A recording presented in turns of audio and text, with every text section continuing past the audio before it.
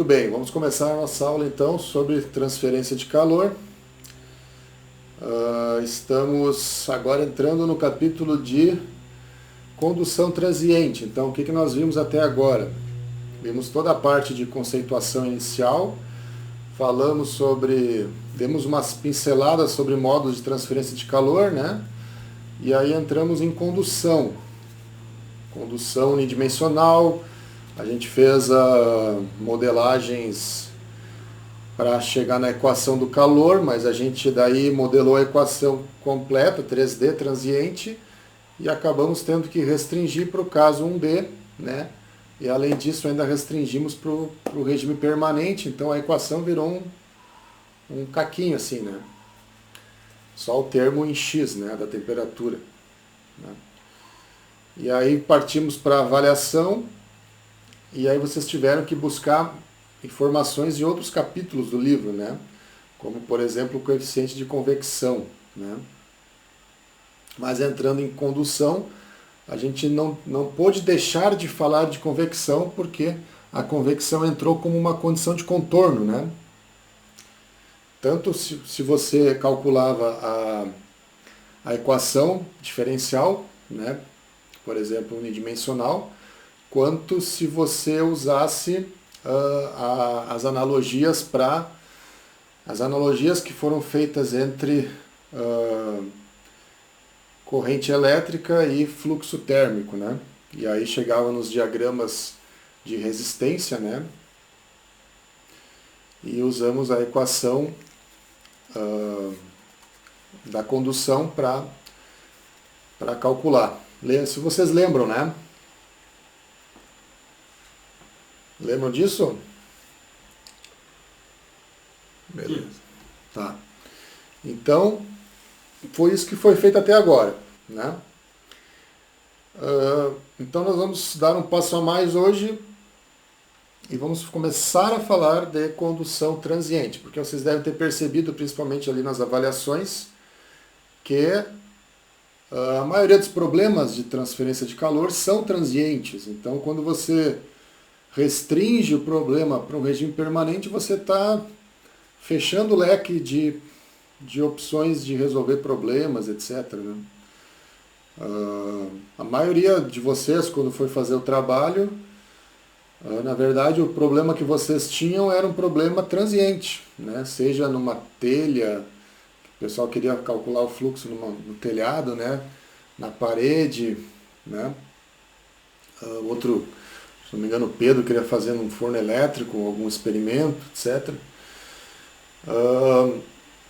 São problemas transientes, né? Então, como é que a gente aborda o problema transiente? Bom, se vocês lembram da equação, é só adicionar o termo transiente na equação e resolver a equação, aplicar as condições de contorno, é uma forma de resolver, tá? Só que aí, invariavelmente, você vai ter que partir para resolver uma equação diferencial e nem sempre as soluções são fáceis, né? Então, a primeira abordagem que se faz, tanto no livro-texto do Encropeira quanto no nosso livro-texto, que é o Senju, né, é uma abordagem com uma pequena simplificação, que na verdade não é tão pequena assim, ela é uma simplificação bem grande, na verdade, né, que eu já vou explicar aqui, mas ela facilita muito a resolução dos cálculos e, para muitas aplicações, ela não dá um erro tão grande assim e pode ser tranquilamente aplicada. Então nós vamos falar sobre método da capacitância global. Tá? Só um pouquinho.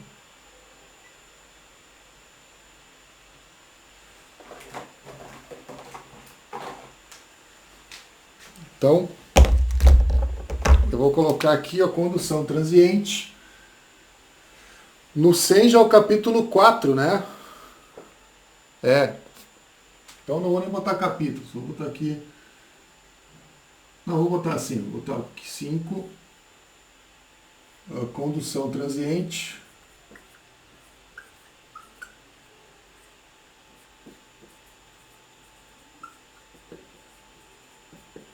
Tá?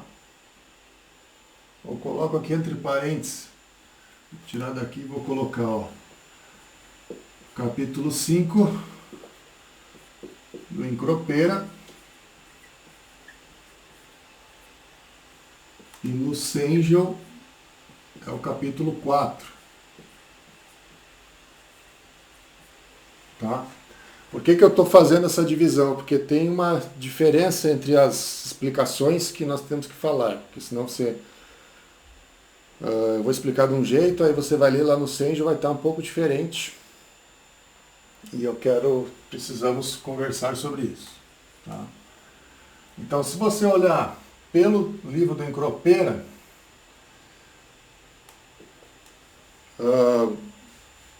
vai estar lá 5.1, que é o método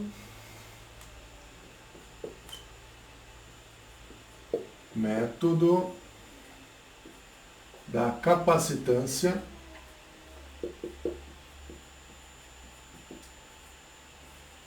global. Tá? Mas eu não sei se alguém tem um Encropera aí, eu não tenho ele aqui, eu deixei no campus e não consegui buscar até hoje. Tá? E também nós estamos usando o Sengel, então eu acabei deixando lá. Mas se vocês tiverem aí um Encropera, pode dar uma olhada, ver que página é. Então, no Encropera você vai achar sob esse título aqui. Tá? Só que o Sengel chama de outra forma. O Sengel vai chamar capítulo 4.1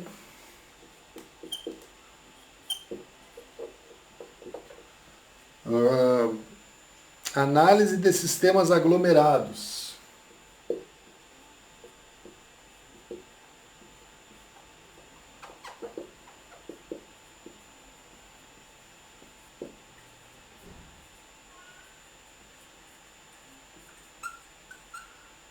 Tá?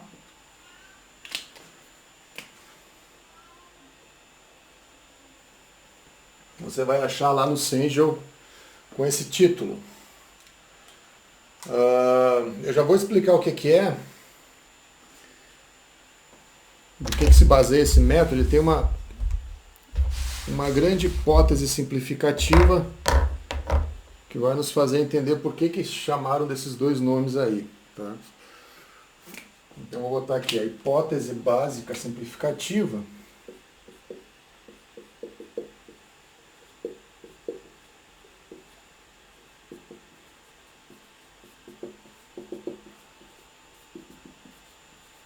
A hipótese simplificativa é que a temperatura, estamos falando de condução, né? Então a temperatura no sólido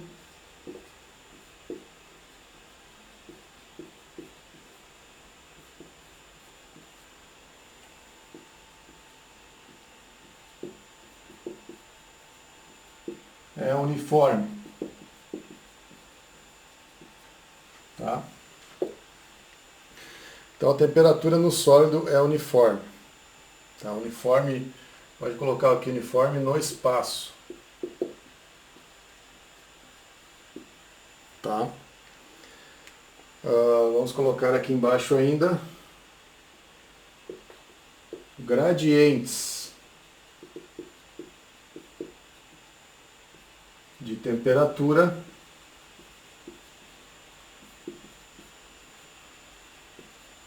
são desprezíveis, né? Não sei porque que não falam desprezados, né? Não, eles são desprezíveis, né? O que quer dizer isso aqui? Gradientes de temperatura. Né? Então vamos fazer um pequeno desenho aqui. Vamos supor que eu tenho aqui um recipiente qualquer, né? E eu tenho água aqui dentro. E eu vou colocar aqui dentro um sólido qualquer, tá? Que inicialmente está uma temperatura TI, tá? T inicial, né? E vamos jogar aqui dentro Vamos supor que T T infinito. Pode colocar aqui a temperatura do líquido como sendo T infinito, que é o problema, né? T infinito é menor do que TI. Ou seja, o calor vai ser transferido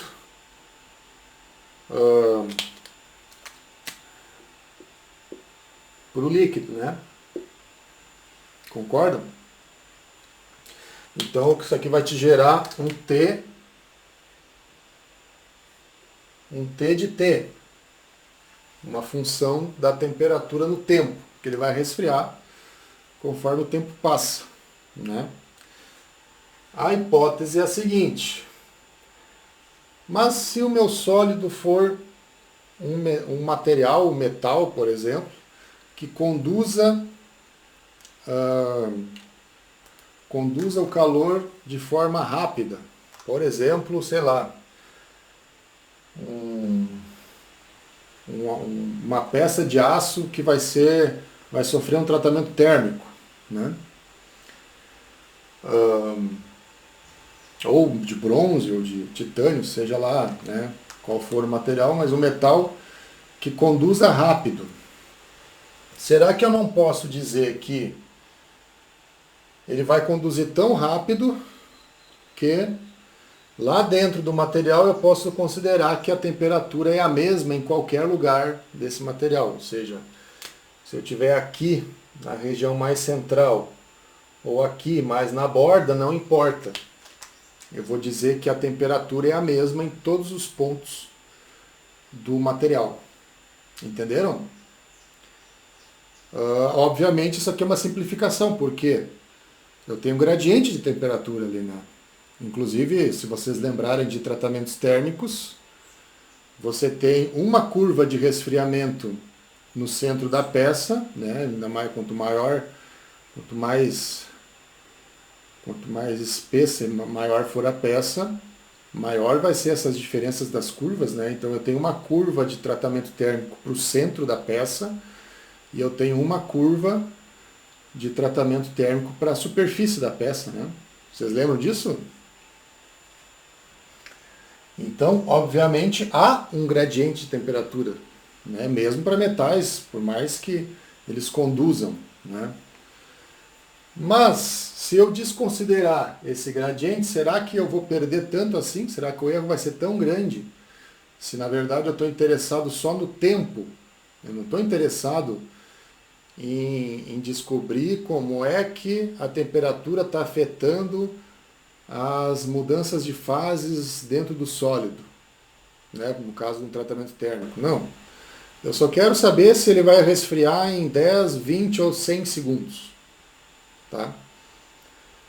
Então eu posso, desde que o material conduza rapidamente, né, ou seja, tem um K alto, né, uma condutividade térmica alta, eu posso simplificar e dizer não. Eu vou dizer que o gradiente não existe e, na verdade, a temperatura é a mesma em qualquer ponto da peça. Mas veja bem, é a mesma, mas depende do tempo, né? Então, se passar 1 segundo vai cair, se passar 2 vai cair, se passar 10 segundos vai continuar caindo. Então é um T de tempo, tá? Mas em qualquer ponto vai ser o mesmo T, tá? Mesma função. Certo, gente?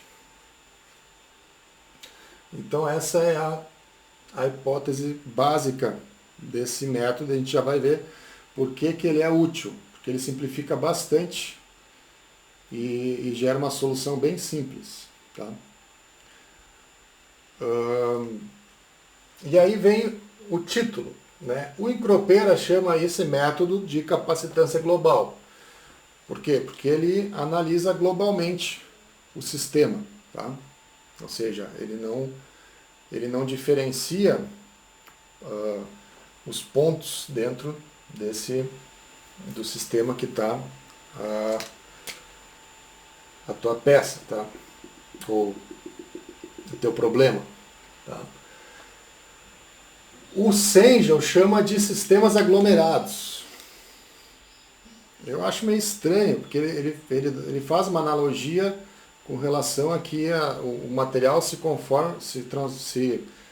comporta como um aglomerado, para dizer que a temperatura é uniforme. Eu achei meio estranho, não gostei muito desse título aqui. Tá? Eu prefiro chamar de método de capacitância global, que daí dá uma ideia mais de homogeneidade, de uniformidade, né? Do que sistemas aglomerados. Né? O que é um aglomerado? Eu não achei uma metáfora boa para o título. Tá? Mas se você for procurar lá no Cengel, vai achar isso aqui. Se você for procurar no Encropeira, vai achar isso aqui. Capacitância global, tá? Então, só tomem cuidado com relação a isso. Certo, gente? Vamos colocar aqui a justificativa para o método, tá? Vamos achar a justificativa. Eu vou apagar aqui em cima, tá? Para ter mais espaço.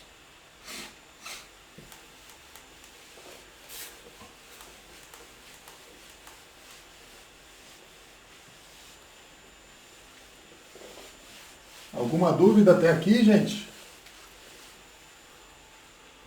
Enquanto não. Beleza.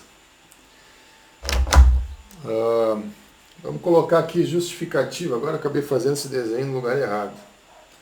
Mas a justificativa é pequenininha também. Vamos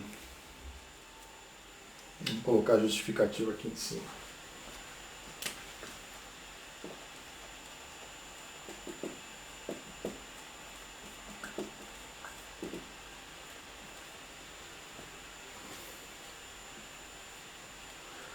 Para o caso 1D, né, que é o que nós estamos analisando aqui, vamos supor que eu tenho aqui uma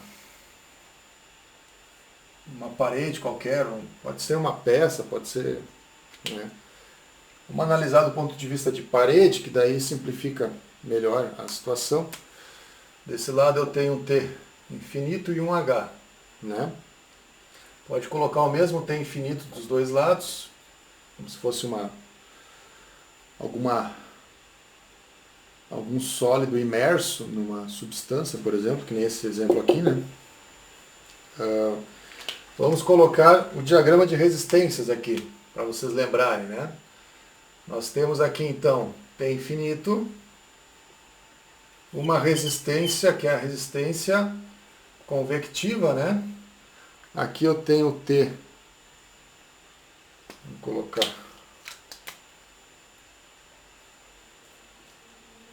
TS1, TS2.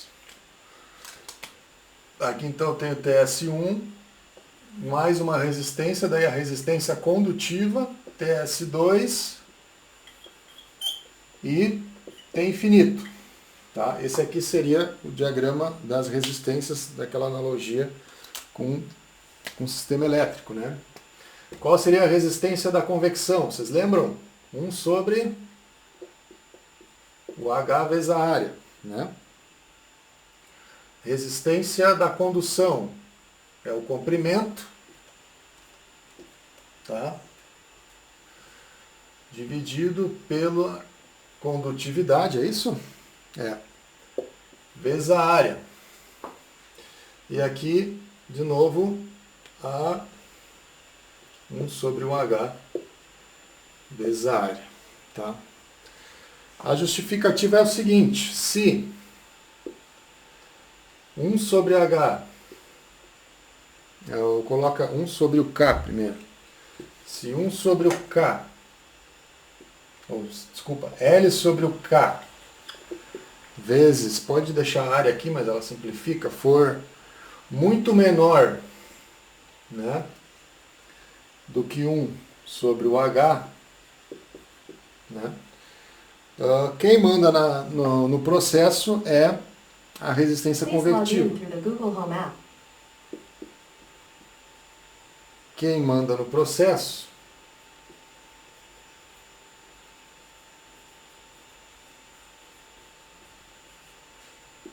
é a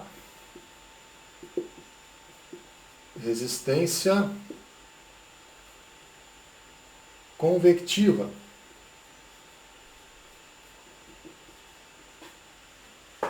Tá, gente? Vocês entenderam?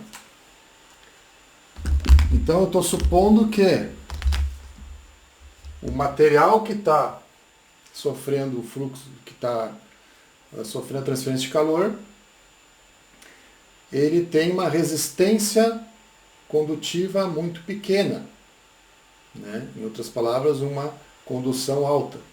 Tá? De forma que, se eu analisar globalmente o processo, e daí vem que eu acho o título mais apropriado, o título do Encropeira, se eu analisar o processo globalmente, o que importa é a resistência convectiva, né? O quanto que a convecção consegue jogar calor ou tirar calor de dentro da peça, né? Então é nisso que se baseia o método, né? Em outras palavras, o meu K é muito maior do que o H. É isso aqui que está dizendo. Tá? Se o K for muito maior que o H, eu posso usar o método. Tá?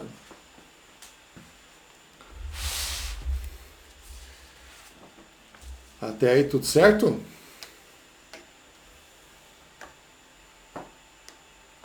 Bem tranquilo. Tranquilo, né? Vamos começar bem devagarinho. Né? 2021, a pandemia não vai embora, mas nós temos que continuar peleando. Né? Então, beleza, está justificado, acho que está bem entendido. Vamos ver alguns detalhes. Primeiro detalhe, eu não posso utilizar esse método e a equação do calor. Tá? Percebe? Ó, não é possível neste método. Vamos colocar aqui um textinho. Neste método, não é possível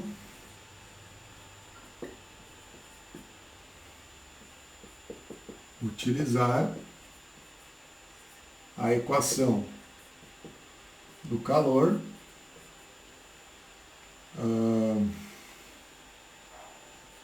de forma concomitante.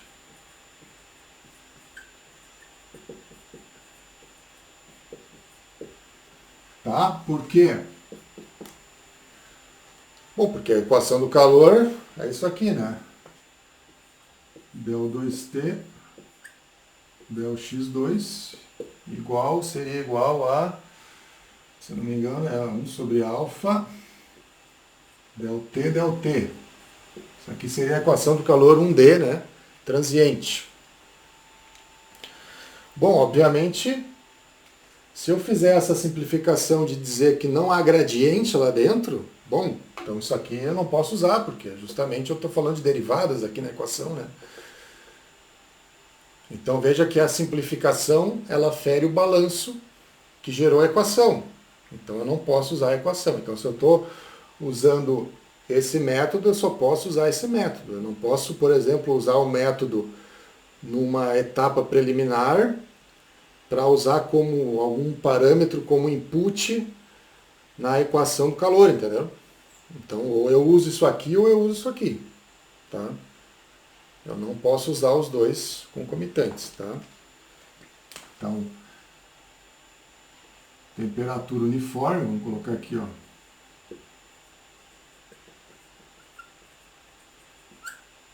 Ela fere o balanço, tá? Fere o balanço que gerou a equação, então eu não posso utilizar as duas coisas ao mesmo tempo. Eu uso um ou eu uso outro. Tá? Certo, gente? Então tá, agora vamos ver como é que a gente chega numa solução para esse problema. Tá? Deixa eu apagar aqui.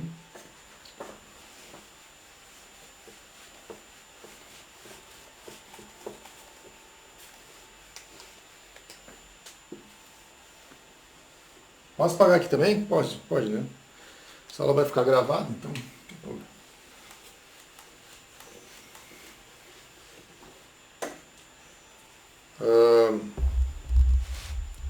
Então nós temos que fazer um novo balanço, tá?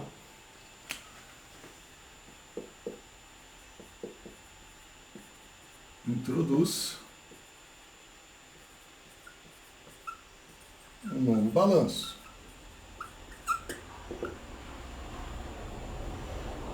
Tá. Qual é o novo balanço? Vamos supor que eu tenho aqui a minha peça, né?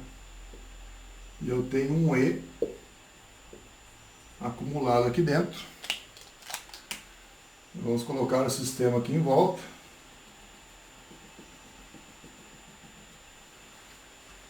Certo? Então eu tenho um fluxo de calor, tá? Vou colocar uma energia E saindo aí, tá? Então nós temos que o E acumulado, né, mais, ou pode colocar aqui do outro lado da igualdade já, é o E que entra menos o E que sai, mais o E gerado. Tá? Mas nós estamos num caso unidimensional e não tem geração. Uma das suposições,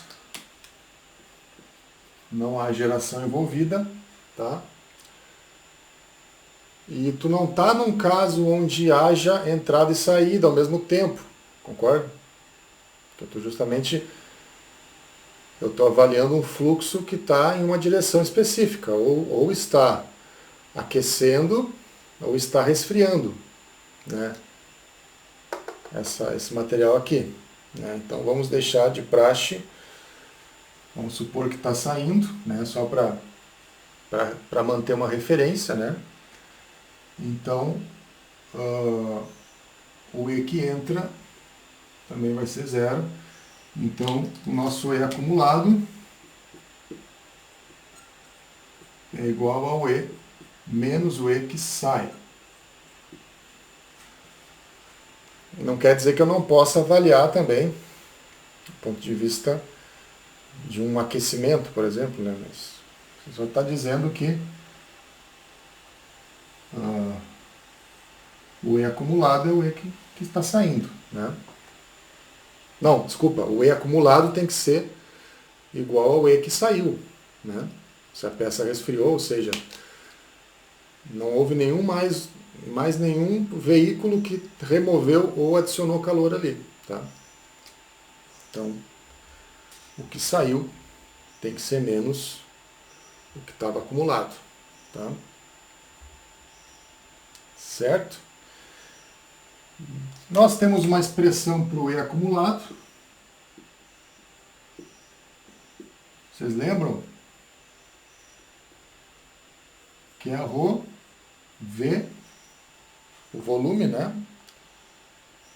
Calor específico, vezes dt, dt. Tá?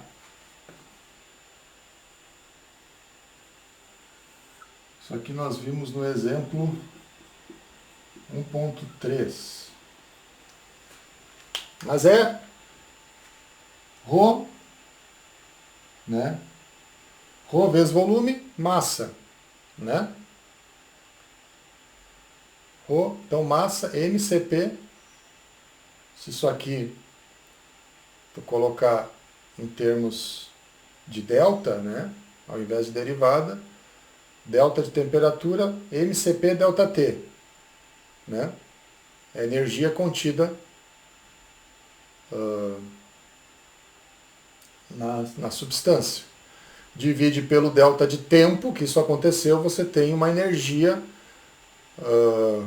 no tempo que é potência, né? No caso, joule por segundo, watt. Então, você pode analisar tanto do ponto de vista da energia total que está acumulada ou o fluxo, né? Fluxo por tempo, tá? Então vamos deixar assim. Então essa aqui é energia, tem um pontinho aqui, né? Então nós estamos falando de fluxo, tá? Rho VCP del dt del dtzão dtzinho, né? Muito bem. Que vai dar em joules por segundo, né? E quem é o Excite? Porque veja bem, nós temos um H e aqui, vamos ver só como é que foi colocado aqui, um T infinito também. Um H e um T infinito. Então, quem é o Excite? É justamente, vamos colocar aqui, ó, Rho. Eu vou deixar o V na forma de volume, como a gente conhece aqui, porque o volume com risquinho é mais McFlu, né, que a gente vê. Mas o livro eu acho que usa o V normal. Só não podemos confundir com velocidade, né? Então, Rho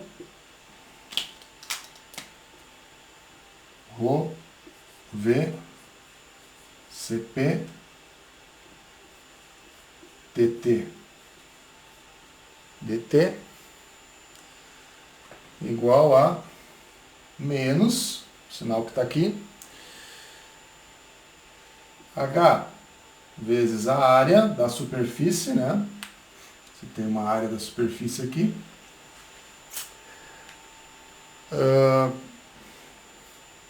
T menos T infinito. Tá? Então vejam que eu não tenho temperatura da superfície no termo da convecção. Por quê?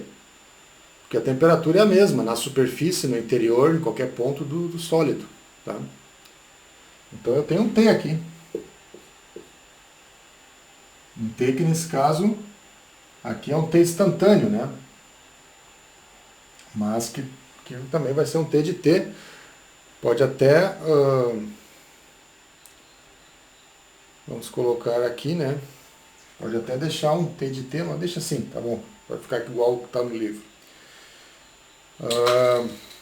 Vamos fazer uma pequena mudança de variável na temperatura. Essa aqui é a equação, ó. Tá aqui a equação diferencial que nós temos que resolver. Vamos fazer uma pequena mudança de variável. Nós vamos introduzir o parâmetro θ, que é o T menos T infinito. Tá? Então, vamos reescrever a equação como Rho V CP dθ dt igual a menos H, a área da superfície, vezes θ. Olha que barbada. Né? Então vamos só reescrever os termos. Passa aqui o H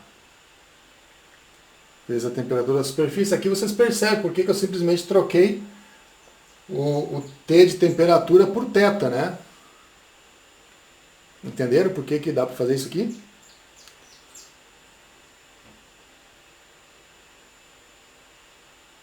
Sacaram, gente?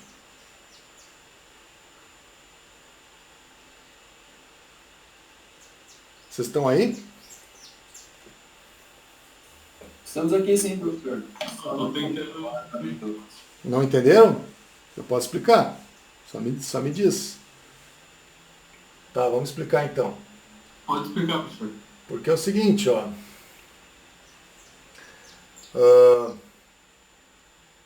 Se eu derivar t,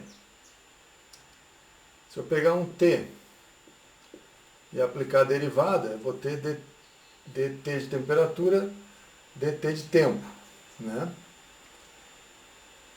Se eu aplicar o θ, né, e derivar, eu poderia dizer isso aqui, ó, que a temperatura então é o θ mais T infinito. Você percebe? Concorda? E aí eu substituo isso aqui. Bom, mas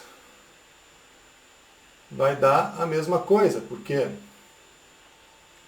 substituindo θ nisso, vai dar d θ mais T infinito, dt, isso aqui é dθ dt, porque T infinito é uma constante, tá? Entendido? Aí você vai derivar, vai dar zero. E aí vai ficar só o termo θ, tá? Então dá no mesmo. Então nesse caso aqui, mas só porque é uma derivada, tá? Aí você simplesmente troca o t pelo θ, tá? Pois bem, então a gente agora, deixa aqui. Vamos passar o HAS para baixo. Então vai ficar ρ V Cp sobre H vezes a área da superfície. Já mete uma integral aqui. dθ sobre o θ é igual à integral do tempo, né? Aplica o método das variáveis separáveis. Passa, aqui é constante, né? O HAS, tudo constante, cai para fora da integral. Isso é outra hipótese que eu acho que eu não falei ainda. Você tem que considerar todos os parâmetros constantes. Tá? O H é constante, o K tem que ser constante, tá? Tem que ser tudo constante, porque você tira tudo isso aqui para fora da integral. Tá? Então, o dθ já está aqui em cima, passa o θ para baixo, passa o dt para cima. Isso aqui você avalia de θ inicial a θ, isso aqui de 0 a t, né? E nós já conhecemos essa solução, né? Então, quem é o θ inicial, vamos colocar aqui embaixo. θ inicial é o t inicial menos t infinito. Tá? Muito bem. Isso aqui vai dar uma solução logarítmica, né? Então vou manter todos os parâmetros aqui. Rho V Cp H vezes AS vezes logaritmo de θ i sobre θ igual ao tempo. Olha que barbado.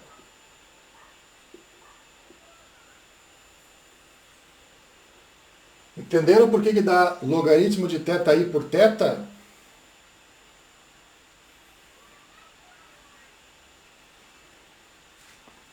Sim, professor. Entenderam? Porque fica logaritmo de θ menos logaritmo de θi. Junta os dois, né? Subtração de logaritmos é divisão. Junta os argumentos e divide um pelo outro, né? Então ficaria logaritmo de θ menos logaritmo de θ por θi. Só que eu tenho sinal negativo. Opa, que eu acabei esquecendo aqui. Cuidado que tem um negativo aqui, tá? Que vem daqui, ó. Então, aí inverte, né? Então dá θi dividido por θ. Tá? E aí sai fora o sinal e deixa o tempo positivo. Né? Isso aqui, então se você quiser saber o tempo, se eu largar um tarugo a 900 graus, tarugo de aço a 900 graus, num banho de óleo a 200, entendeu? Aí você quer saber quanto tempo demora para chegar na temperatura martensítica, sei lá, 400 graus, vamos supor, né? Bom, é só você pegar os parâmetros do óleo em questão, você pega os parâmetros, né? O K está embutido aqui dentro do CP, né?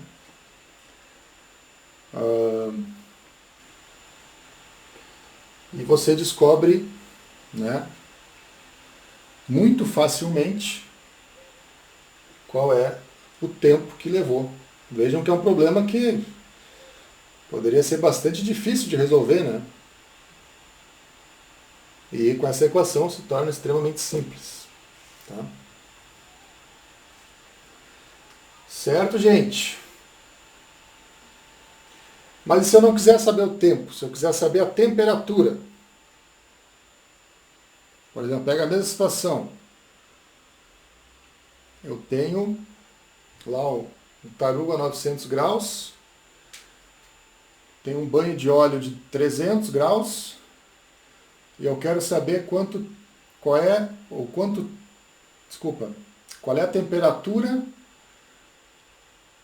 que vai estar o tarugo depois de 15 segundos de banho, né? Então, simplesmente só inverte aqui a solução aplicando exponencial, né? Aplica exponencial isso aqui vai ficar θ.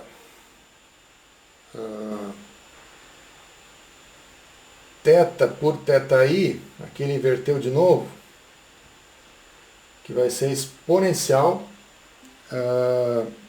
de menos HAS dividido por ρ VCP. Tá? Ele inverteu aqui, mas botou o sinal de volta. Tá? E aqui vezes T. Tá? Então, se eu quiser saber, dá para passar o TI para cima ainda aqui, né? Fica a partir de uma condição inicial. Essa aqui é a solução clássica exponencial, né? A condição inicial vezes a evolução dela no tempo. Né? Então, se eu quiser saber que temperatura vai estar depois de 10 segundos de banho, bom, joga 10 segundos aqui e vê o que sai aqui. Tá? Simples assim. Né? Então vejam que é uma solução que faz uma simplificação meio drástica, né? Tu diz que não há gradiente, que a temperatura é uniforme, mas que gera uma solução muito simples. Né?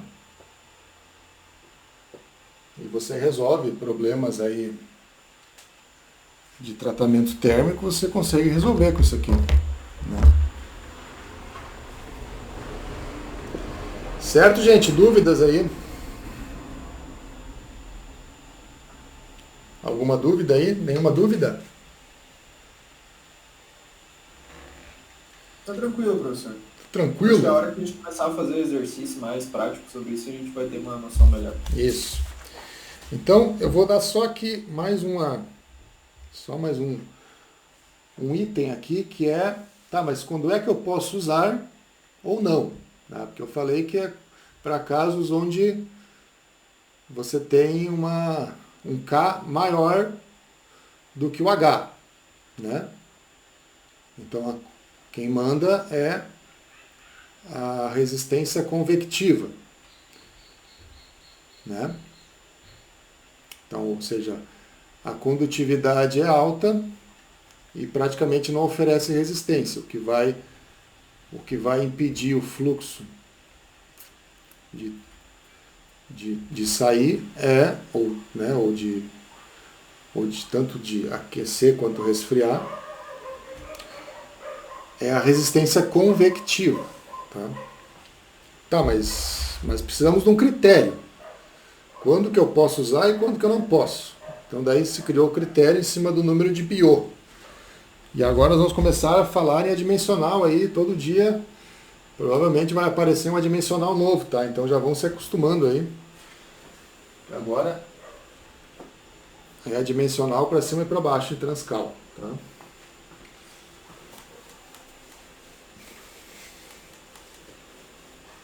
Vocês viram já lá no final do semestre passado, né? Que a gente, para resolver qualquer problema, tinha que lançar mão de vários adimensionais, né? Daí eu tive que explicar ali, porque vocês ainda não viram, mas nós vamos ver aí nos próximos capítulos, número de Nusselt, número de Prandtl, até o número de Grashof, teve gente que teve que usar, né? E hoje vamos ver, vou botar aqui, validade do método, o critério, bota aí, critério de uso. Critério de utilização.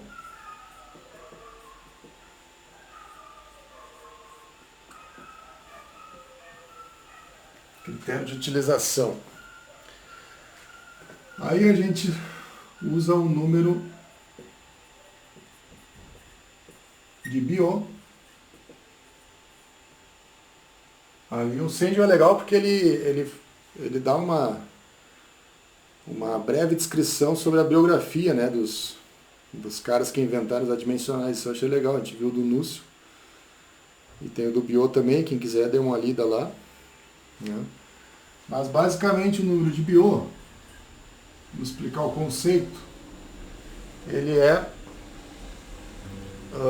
fisicamente falando, a resistência condutiva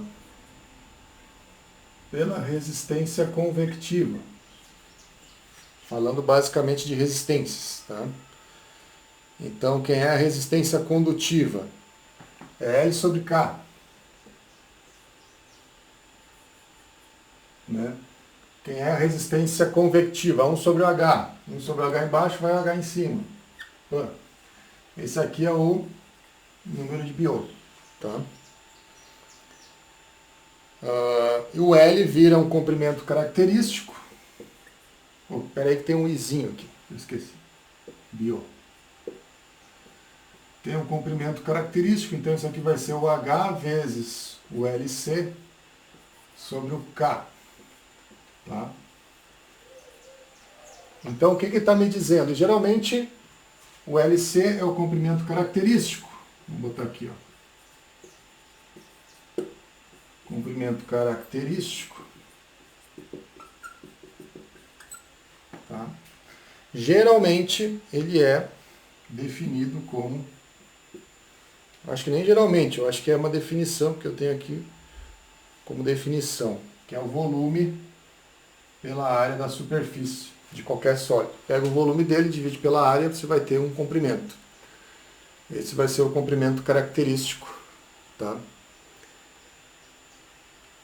Para calcular o número de Biot, para essa situação, tá? Então vejam que é a resistência condutiva dividido pela resistência convectiva. Então, pelo que a gente falou, esse método eu só posso aplicar quando a resistência convectiva for maior, ou bem maior, do que a resistência condutiva. Concorda? Então, eu só posso aplicar o método para números de Biot pequenos. Né? Tá, mas quanto pequeno? Preciso, né, de um número. Né? Quanto? Bom, é um critério. O critério é o seguinte. Para Biot menor do que 0,1, né, é a condição para o uso do método. Tá? O critério, né, para o uso do método.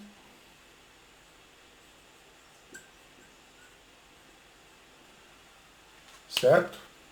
Tá, mas quem foi que disse que era 0,1? Sei lá, alguém foi lá e disse, tá? Tipo critérios de ruptura de sólidos que vocês viram lá, critério de Tresca, entenderam? São critérios que você estipula. Teoria de vigas lá, quando você viu que o critério para usar a teoria, o comprimento da viga tem que ser 10 vezes maior que a altura, né? Uma coisa assim, né? São critérios, tá? Então, mas se tiver 0,11, eu não posso usar. Não quer dizer que não pode usar, tá? Entenderam? Isso eu quero dizer. Isso aqui é um critério, assim, meio que para passar a régua e, sei lá, para que todo mundo cometa sempre os mesmos erros, né? Porque tem um erro envolvido em toda essa metodologia. Mas não quer dizer, se der 0,15, eu não posso usar. Não é que não pode usar, é que você vai ter um erro maior e aí você tem que avaliar, né? O quanto maior vai ser esse erro, daí você tem que olhar para o seu problema, fazer uma análise para ver se esse erro maior é aceitável ou não. Tá? Basicamente é isso. Tem que cuidar quando a gente olha esses critérios aqui, porque parece assim, então se tiver abaixo de 0,1 não tem erro. Se tiver acima eu não posso usar porque vai dar um erro exorbitante. Não é assim. Tá? E depende do seu problema também. Eu dei o exemplo ali de um tratamento térmico, mas talvez você caia num problema onde você precise de uma precisão de tempo tão grande, sei lá, que você não pode usar o método nem para BION abaixo de 0,1. Sei lá. Os caras lá agora me veio lá das pastilhas de isolamento térmico do ônibus espacial da NASA. Né? Até inclusive deu um acidente. Foi o acidente da Columbia, né? Se eu não me engano. Que tinha caído umas pastilhas lá e na hora que o ônibus entrou na atmosfera, eles se espatifou, né? Bom, provavelmente os caras que fazem esses tipos de cálculos não vão usar um método tão simples que nem esse, né? Então, cada caso é um caso, tá, gente? Né? Certo? Mas esse é o critério, vamos dizer, clássico. Tá? Critério clássico para calcular com o método da capacitância global ou análise de sistemas aglomerantes, segundo o Sengel. Tá, gente? Tem um exemplo aqui, mas meu tempo já extrapolou, né? E eu acho que até é bom, eu não vou dar o exemplo hoje, fiquem com essa teoria na cabeça. E aí na próxima aula, que vai ser depois do carnaval, a gente faz um exemplo, até para vocês relembrarem do método, para a gente partir para o método seguinte, tá? Que basicamente vai ser analisar a equação do calor unidimensional transiente. Né? Certo, gente? Dúvidas aí?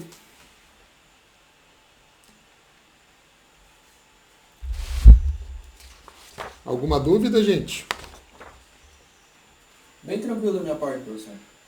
É tranquilo, né? Esse método aí não tem mistério, tá? Então, eu acho que eu também expliquei bem na manha, bem na calma, né? De forma pormenorizada, então acredito que não vai ter problema. Então, da minha parte era isso, tá?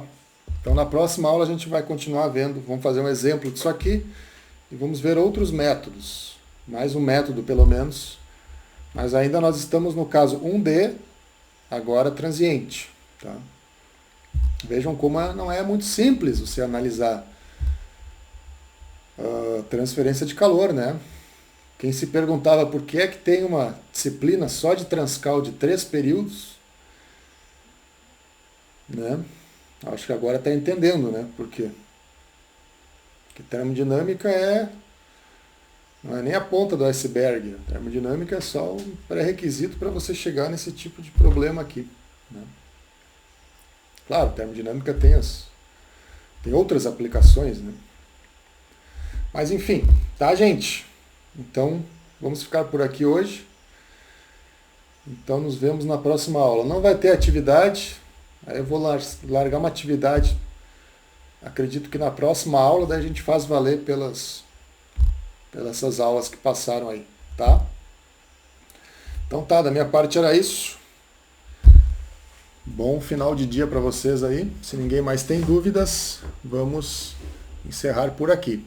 Certo, gente? Valeu, até lá. Boa semana. Valeu, boa semana para vocês aí. Valeu, professor. Um abraço. Um abraço. Tchau.